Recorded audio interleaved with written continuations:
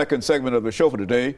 We're talking to Dr. LMadu, and he's talking about some of the current political and economic situations and conditions on the continent of Africa. And Dr. LMadu, as I might say, that the things are really looking good and looking up for Africa, especially when we think about the Africa that we've talked about on this show over the last 8 or 10 years. And so let's talk about some of the economies and some of the other things that you think are important. Well, like I've said, the economies are improving. And because the economies are improving, one might ask, what's the reason? You know, why has it been so backwards previously? One of the reasons is because of the process of democratization. You know, the winds of change are blowing in Africa now. Prior to this time, most elections in Africa are won by the presidents with 99.9%, as if nobody hates them in the whole country. I remember a long time ago, Houphouët-Boigny in the Ivory Coast. Yeah, he won an election with 99.9%. So when they announced it on the radio, he wasn't satisfied. He said, no, they should change it to 100%, so that nobody has any idea that somebody hates Houphouët-Boigny in the Ivory Coast. Okay. So most of them were winning 99.9% and nobody said anything. Now it has changed.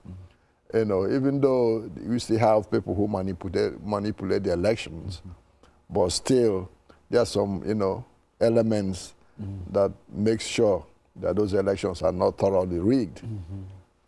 This year, there has been about 8, 9 elections in Africa as a whole. Previously, before, you hardly had any, because the whole country was governed by the military. Just the fact of having an election means something. It means a whole lot, because it gives people the power to decide who governs them, not by somebody who shot themselves into power by the barrel of the gun.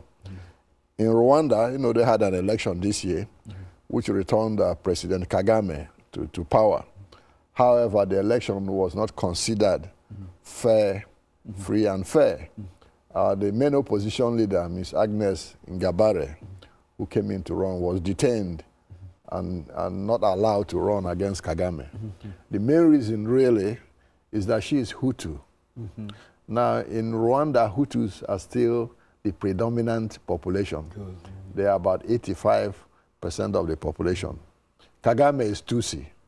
So if he had allowed a Hutu to run, he would have lost in any fair, free and fair election, because majority of the Hutus would have voted for the Hutu, you know, candidate. In most places in Africa, people vote, you know, with their tribes, if necessary.